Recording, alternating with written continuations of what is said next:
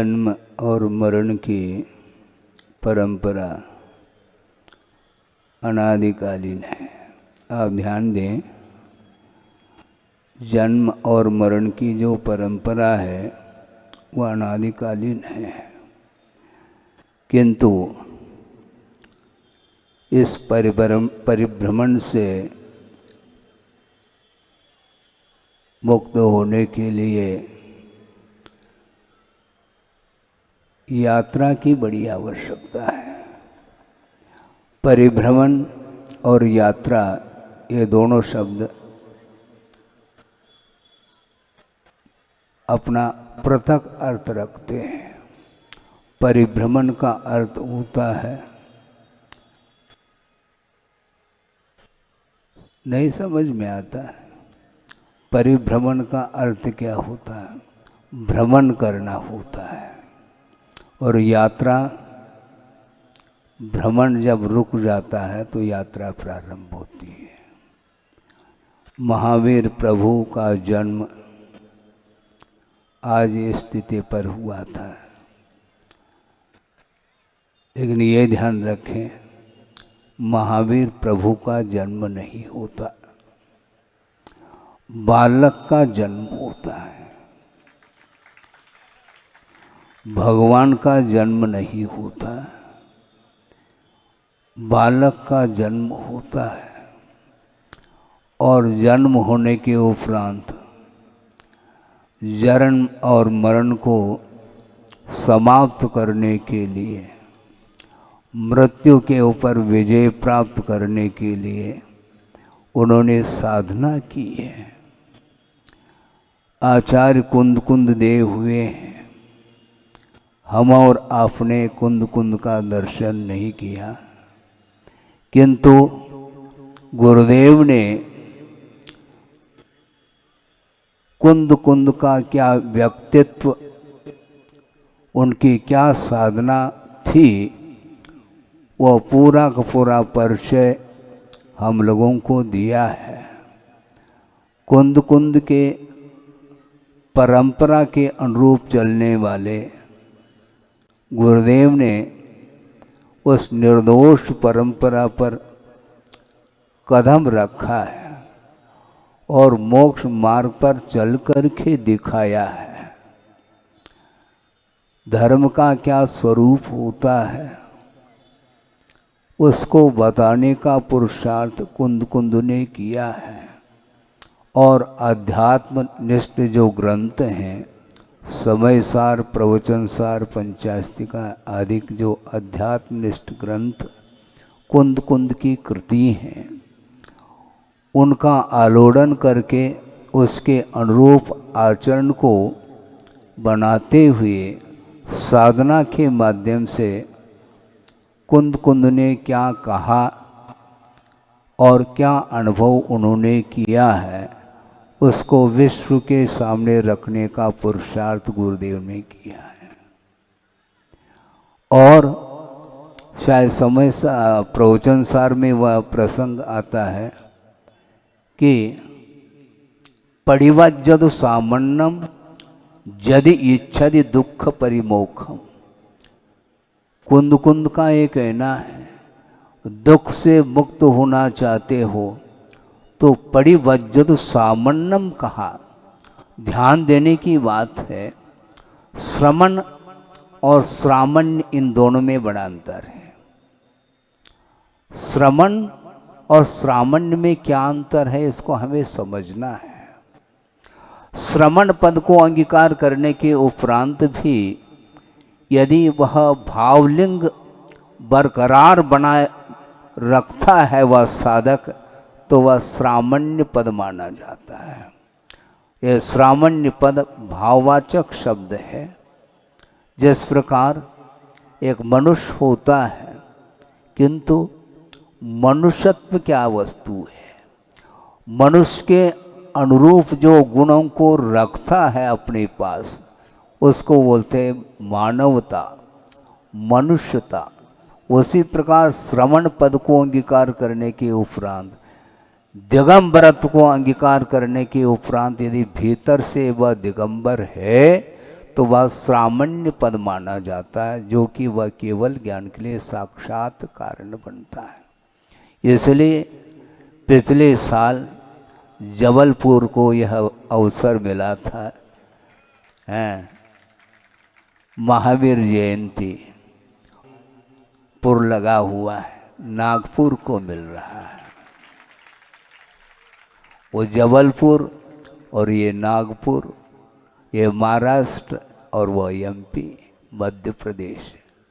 कोई भी प्रदेश हो, कोई भी देश हो, कोई भी क्षेत्र हो, द्रव्य क्षेत्रादि के निमित्त को प्राप्त होने के उपरांत उसका यदि सदुपयोग करता है तो निश्चित रूप से वह महान पद को प्राप्त कर सकता है। पुरुषार्थ के माध्यम से ही संसारी प्राणी का विकास होता है। आत्मगत परिणामों के माध्यम से ही आत्मा का विनाश भी होता है और आत्मगत परिणामों के माध्यम से ही आत्मा का उत्थान भी होता है। अपने परिणामों को सुधारने की आवश्यकता है। यदि दुख से मुक्त होना चाहते हो तो दिगंबरत्व को अंगीकार करो, क्योंकि पर वस्तु से संसारी प्राणी आकर्षित होता हुआ संसार में परिभ्रमण कर रहा है। आत्म तत्व से आकर्षण, आत्मा का आकर्षण है क्या? नहीं है, बहुत कठिन है, समझना बहुत कठिन है। गुरुदेव ने एक बार प्रसंग बनाया था कि देखो, चक्रवर्ती भरत चक्रवर्ती की बात उन्होंने कही थी। साक्षात प्रभु के चरणों में बैठा है, सबोशरण में दिव्य ध्वनि का श्रवण कर रहा है, प्रभु का दर्शन कर रहा है, उनकी वंदना कर रहा है, उनकी पूजन अर्चन में वह लीन है। दिव्य ध्वनि का श्रवण करने के उपरांत उस समस्वरण से बाहर जाने का भाव क्यों हो रहा है? समोशरण में साक्षात प्रभु विराजमान हैं, तीन लोक के नाथ उनके चरणों में रह करके भी दिगंबरत्व वीतराग मुद्रा का दर्शन करने के उपरांत भी पुनः उस समोशरण से बाहर जाने का मन क्यों होता है? समोशरण से भी और कोई भी आकर्षक वस्तु बाहर है ऐसा लगता है। बिल्कुल ठीक है। मोह के बिना बाहर जाने का मन नहीं होता। समोशरण का दर्शन करने के उपरांत भी अभी भी शांति नहीं मिल रही है चक्री को। पुनः वह लौट करके का जहां से आया था वहीं जा रहा है। राज सिंहासन उनको बुला रहा है। अब सोचो, विचार करो, तीन लोक के नाथ सिंहासन पर विराजमान हैं और विश्व को संबोधित कर रहे हैं। वस्तु का क्या स्वरूप है इसका स्पष्टीकरण उनके द्वारा मिल रहा है। असंख्यात देव देवांगनाएं सारे उनके चरणों में नतमस्तक हैं। 12 सभाएं लगी हैं। वस्तुतः यह कलिकाल पंचम कलिकाल है। यहाँ पर साक्षात प्रभु का दर्शन संभव नहीं है, किंतु आगम के माध्यम से भली भांति ज्ञात हो जाता है कि वर्तमान में विदेह क्षेत्र में विद्यमान 20 तीर्थंकर हैं। वहाँ पर कल्याणक मनाने के लिए सौधर्मेंद्र 20 जगह एक साथ उपस्थित हो जाता है। मूल शरीर तो उनका वहीं पर विद्यमान रहता है जहाँ पर जिसका जन्म हुआ है, उपवास शैया पर। विक्रिया के माध्यम से विदेह क्षेत्र जाकर के विद्यमान 20 तीर्थंकर के कल्याणक में वह उपस्थित होता है और दो आँखों से देखने से उनको तृप्ति नहीं मिलती। हजार हजार आँख बना करके उस वीतराग प्रभु का वह दर्शन करता है। सोचो, विचार करो, वह कैसा वातावरण होगा, वह कैसा दृश्य होगा, और वहाँ पर उनके चरणों में जाने वाले, समूह शरण में प्रवेश करने वालों का पुण्य कितना सासे प्रबल होगा पुण्य। किंतु ये ध्यान रखें, वर्तमान में साक्षात प्रभु का दर्शन हम नहीं कर सकते, किंतु दर्शन करते समय आँखों को खोलने की आवश्यकता पड़ती है। और यहाँ पर बैठे बैठे आँख खोलने से प्रभु का दर्शन नहीं कर पाएंगे, किंतु कुछ ही समय के लिए आँख बंद करके यदि प्रभु का स्मरण करते हैं तो हमें साक्षात प्रभु देखने में आ सकते हैं।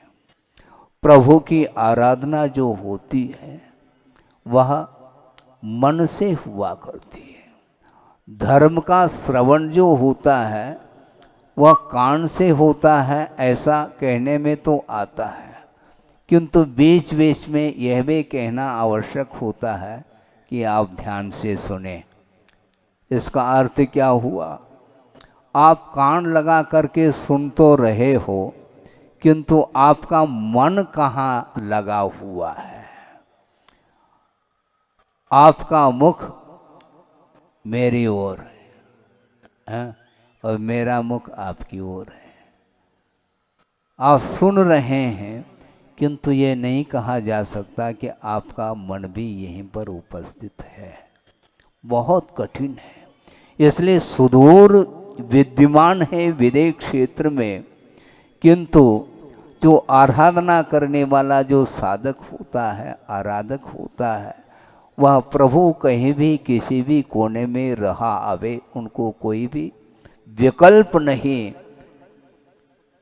सामने प्रभु विद्यमान हो अथवा न हो, तव पादो मम हृदये, मम हृदयम तव पदद्वये लीनम, तिष्ठतु जिनेन्द्र तावत यावन निर्वाण संप्राप्ति, ऐसा कहा है। हे भगवान, मैं हमेशा निरंतर प्रतिपल अपने हृदय को आपके चरणों में उपस्थित करता हूँ और आपके चरण युगल अपने हृदय में विराजमान करता हूँ। कल भी हमने बात कही थी, पुनः दोहरा रहा हूँ। यद्यपि गुरुदेव हम और आपके बीच में उपस्थित नहीं है, किंतु शरीर की अपेक्षा से उपस्थित नहीं, भावों की अपेक्षा से प्रत्येक व्यक्ति के, प्रत्येक भक्त के हृदय में गुरुदेव विराजमान है। तो ऐसे स्थिति में वह आनंद क्यों नहीं आएगा? शांति और आनंद प्राप्त करना चाहो तो थोड़ा सा उपयोग को केंद्रित करने का पुरुषार्थ करें। आप प्रभु के चरणों में रहो अथवा न रहो, आपका उपयोग, आपका मन निरंतर उनके उपासना में यदि लगा हुआ है तो निश्चित रूप से प्रभु बनने में अब देर नहीं लगने वाला है। क्योंकि प्रत्येक व्यक्ति के भीतर वह प्रभुत्व शक्ति विद्यमान है जो भव्य आत्मा हुआ करती है, और पुरुषार्थ के माध्यम से वह आत्म तत्व वह सिद्ध के रूप में परिवर्तित हो जाता है। सिद्धत्व की उपलब्धि जो होती है वह कैसे होती है, किस पोजीशन में है?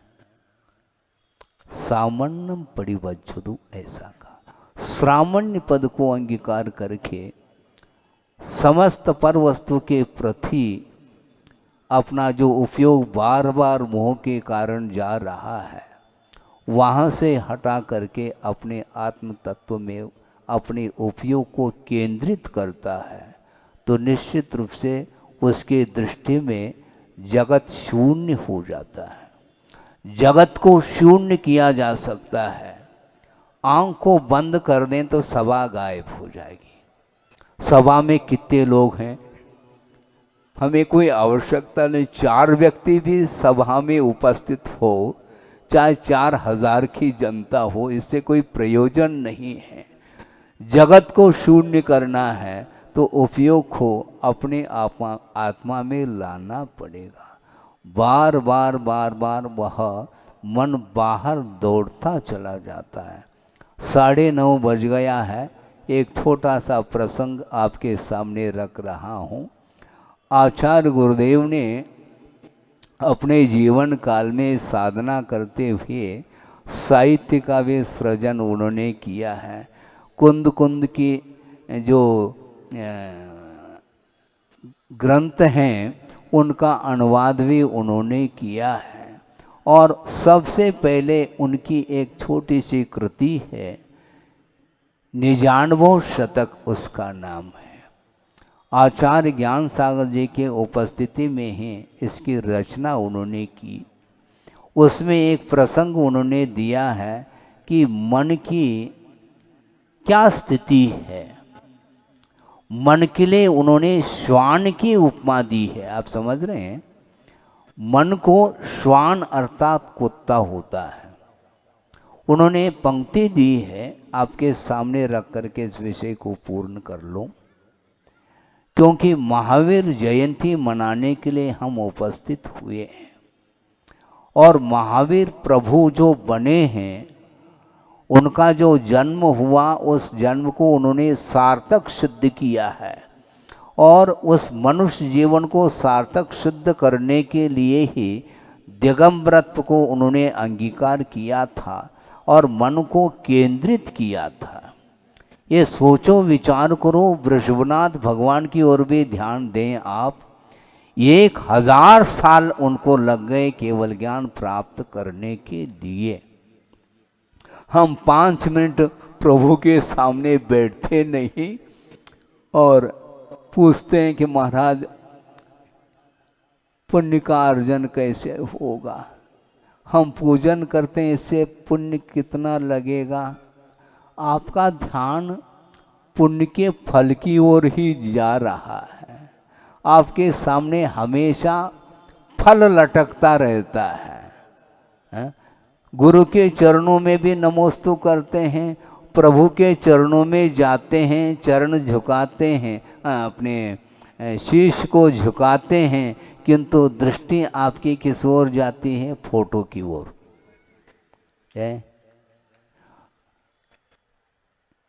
समझ में आ रहा है कि नहीं? आप भगवान का दर्शन कर रहे हैं क्या और क्या करना चाहते हैं? धार्मिक जितने भी क्रियाएं होती हैं वह भावपूर्ण क्रियाएं होनी चाहिए।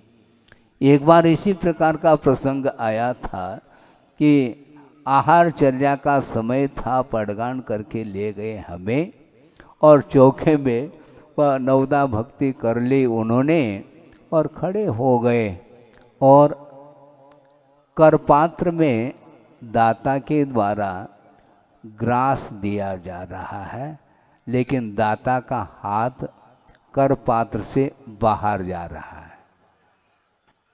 हमने सोचा कि बात क्या है। दाता की ओर ध्यान दिया हमने, चश्मा भी लगा रखा है, इसके बाद भी वह करपात्र में उनका हाथ क्यों नहीं आ रहा है, बाजू में क्यों जा रहा है। थोड़ी बहुत हमने भी साइड में देखा तो वहां पर फोटोग्राफी हो रही। आप सोचिए, विचार करिए। मन शुद्धि, वचन शुद्धि, काय शुद्धि, आहार जल शुद्ध है, ऐसा कहा। मन कहाँ लगा हुआ है, हम ये पूछना चाहते हैं। मन शुद्ध है, उपयोग उसका किसमें लगा हुआ? फोटो की ओर दृष्टि है। आध पौन घंटे के लिए भी आपका मन केंद्रित नहीं हो रहा है और हम पुण्य संचित हो रहा है क्या नहीं हो रहा है, ये बार बार उपयोग उस ओर ले जाते हैं। संभव नहीं। कहाँ तो वृषभनाथ भगवान जिन्हें 1000 साल लग गए तप करते करते करते 6 महीने तक तो उन्होंने अनशन तप किया। उसके उपरांत भी लगभग 6-7 महीने तक वह अंतराय कर्म अपना प्रभाव डाल रहा है और निरंतर वह अलाभ होता चला गया, लाभ नहीं हो रहा है। लाभ क्यों होगा? कर्म का बंद किया है, द्रव्य क्षेत्रादि के निमित्त को लेकर के जब वह कर्म उदय में आता है तो निश्चित रूप से वह फल देता है, उसको कोई रोक नहीं सकता। और 6-7 महीने के उपरांत श्रेयांश राजा को स्वप्न आता है, उसके पहले क्यों नहीं आया स्वप्न? और दूसरी बात यह है कि सौधर्मेंद्र प्रत्येक कल्याणक में अपनी उपस्थिति दर्ज करता है और 6 महीने तक 7 महीने तक लगातार जो है अलाभ हो रहा है। वह इंद्र क्या सो रहा था क्या? वैसे उनको नींद आती नहीं, लेकिन फिर भी कहने में आ रहा है। अवधि ज्ञान है उनके पास, क्षायक सम्यक्त्व है, एक भवावतारी है।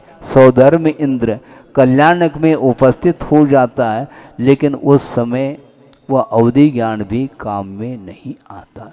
जब तीव्र पाप कर्म का उदय होता है उस समय संयोजना जो बनती है वह विपरीत ही बनती चली जाती है। उसके उपरांत उनको पारना किसने कराई थी? श्रेयांश राजा ने पारना कराई थी। 1000 साल उनको लग गए। सोचो विचार करो। मैं ये कह रहा था कि मन को केंद्रित करना कितना कठिन है, और वह पंक्ति आपके सामने रख रहा हूँ जो 99वें शतक में गुरुदेव ने दिया है। क्या हो गया समझ में मुझको न आता। आप सुन रहे हैं? ध्यान से सुने। क्या हो गया समझ में मुझको न आता, क्यों बार बार मन बाहर दौड़ जाता। स्वाध्याय ध्यान करके मन रोध पाता, पैश्वान सा मन सदा मल शोध लाता। सोचो विचार करो। एक श्वान अर्थात कुत्ता है, और मान लो वह पालतू है, किसी ने पाल रखा है उसको, और उसके गले में क्या बोलते हैं उसको? पट्टा। हाँ, पट्टा बांध दिया और हाथ में जंजीर है, और उसका पुण्य का उदय है मान लो, और अच्छी अच्छी मिठाई उसको मिल रही है प्रतिदिन। लेकिन प्रतिदिन मिठाई को खाने वाला वह श्वान जो ही वह गले में से पट्टा निकाल दे मान लो, तो पुनः वह नाली की ओर चला जाता है, सूंघता सूंघता सूंघता। क्यों? ये मन की रीत। इसी को श्वान उसकी प्रकृति है, और प्रकृति को परिवर्तित करना खेल नहीं है बंधुओं, ये ध्यान रखो। प्रकृति अतः स्वभाव है, पुनः वह उसी नाली की ओर सूंघता सूंघता चला जाता है। हमें आश्चर्य होता है, किंतु आचार्य कहते हैं आश्चर्य करने की बात नहीं है। उसी प्रकार गुरुदेव ये कहना चाह रहे हैं, बार बार मन बाहर की ओर दौड़ता चला जाता है। स्वाध्याय ध्यान आदि करके मन को केंद्रित करने का पुरुषार्थ करते हैं, किंतु जो ही उन आवश्यक क्रियाओं से 2-5 मिनट के लिए भी यदि मान लो विराम देते हैं, तो मन हमारा विषयों की ओर दौड़ता चला जाता है। इसलिए महावीर जयंती मनाने के लिए आप लोग बैठे हैं, किंतु आपका मन भी यहीं पर होना चाहिए।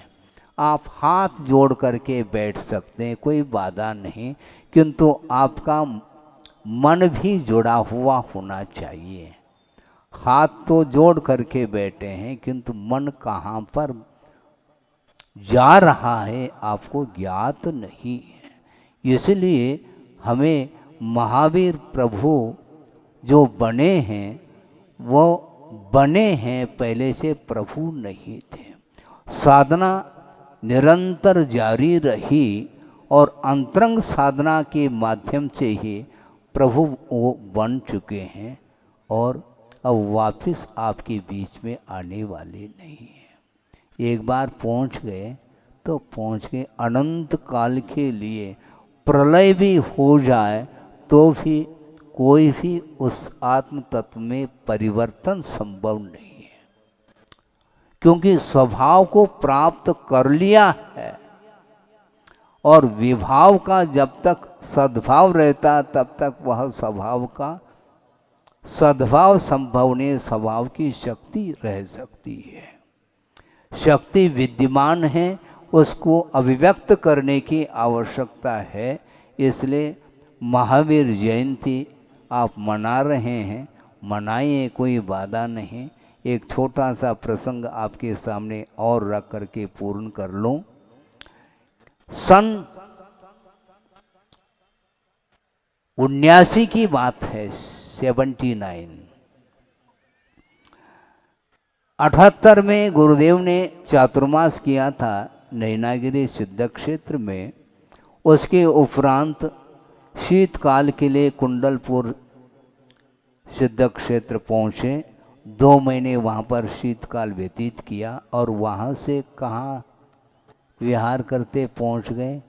मदनगंज किशनगढ़, राजस्थान जिसको बोलते हैं। भी वर्तमान योग ग्रंथ में आप देखेंगे और वह महापुरुषों का जो चित्रण है उसको पढ़ने का निरंतर प्रयास करें। मैं इसलिए कह रहा हूँ, मैं समय हो चुका है, कहना इसलिए आवश्यक समझता हूँ। समूह एकत्रित है इसलिए क्योंकि यह पाश्चात्य संस्कृति जो हवा चल रही है बहुत ही तूफान आ चुका है और उसके माध्यम से जैन कुल में पैदा होने के उपरांत भी जैन संस्कृति की ओर दृष्टि नहीं जा पा रही है। जैन कुल मिलना ये दुर्लभतम ये पर्याय है। उच्च कुल में आकर के उच्च कुल में जन्म लेने के उपरांत भी वह इस कुल की ओर ध्यान नहीं देता और राग की ओर दृष्टि जाती है, तो वह जैन कुल का क्या महत्व है इसको भी वह खो बैठता है। नहीं होना चाहिए। आपका दायित्व है, आपका कर्तव्य है। प्रत्येक माता पिता का परम कर्तव्य होता है वह अपने संतान के लिए ऐसे धार्मिक संस्कार दें जिसके माध्यम से वह धर्म की परंपरा निरंतर बनी रहे। केवल प्रवचन सुन करके जाना पर्याप्त नहीं, किंतु एक एक शब्दों को आत्मसात करने की आवश्यकता है। इसलिए इस प्रसंग को गुरुदेव ने दिया था। और ज्यों ही पुत्र रत्न की उत्पत्ति होती है तो भगवान के माता पिता संयम को अंगीकार करते हैं और ब्रह्मचर्य से ही जीवन को व्यतीत करते हैं। सोचो, विचार करो। विषय और कषाय इसकी परंपरा अनंतकालीन है। मोहजन्य संस्कार को समाप्त करने के लिए धर्म की आराधना हमें करनी चाहिए। ये पवित्र यह पर्याय मिली है, बहुत दुर्लभतम पर्याय है। इसको सार्थक सिद्ध करने के लिए अर्थात जन्म और मरण से ऊपर उठने के लिए निरंतर प्रभु की आराधना आप करते रहेंगे तो निश्चित रूप से अपना जीवन भी धन्यतम हो सकता है। और वह बहुत ही अल्पकाल में जिस प्रकार प्रभु ने अपने पुरुषार्थ के माध्यम से, मोक्ष पुरुषार्थ के माध्यम से सिद्धत्व को उपलब्ध किया था, उसी प्रकार उनके पद चिन्हों पर चलते हुए हम भी अपने जीवन को कहाँ तक ले जाना है? गंतव्य मोक्ष। वहाँ पर मोक्ष नहीं, कोई भवन नहीं बनाए वहाँ पर जा कर के वहाँ पर कोई व्यवस्था हो, कोई एसी हो, कोई बंगला हो, ऐसा नहीं। मोक्ष तो इसी धरती पर प्राप्त होगा। बंधन से छुटकारा जो हो जाता है उसी का नाम मुक्ति है, मोक्ष है। इसलिए रत्नत्रय के माध्यम से मोक्ष प्राप्त करने के लिए लक्ष्य बना करके जीवन को व्यतीत करना चाहिए, जिसके माध्यम से बार बार जो जन्म मरण की परंपरा है वह जो चल रही है वह समाप्त हो। इस प्रकार पवित्र भावना के साथ मैं प्रभु से भी प्रार्थना करता हूँ। और गुरुदेव ने भी ये कहा था कि हमसे भी जल्दी आपको मोक्ष मिल जाए। हम प्रभु से प्रार्थना करते हैं। अहिंसा परमो धर्म की जय। बोधि समाधि परिणाम शुद्धि स्वात्मोपलब्धि शिव शोक शुद्धि चिंतामणिम चिंतित वस्तुदाने त्वामंद मानस्य ममास्तु देवी। परम पूजाचार्य गुरुवर श्री विद्यासागर जी मुनि महाराज की जय।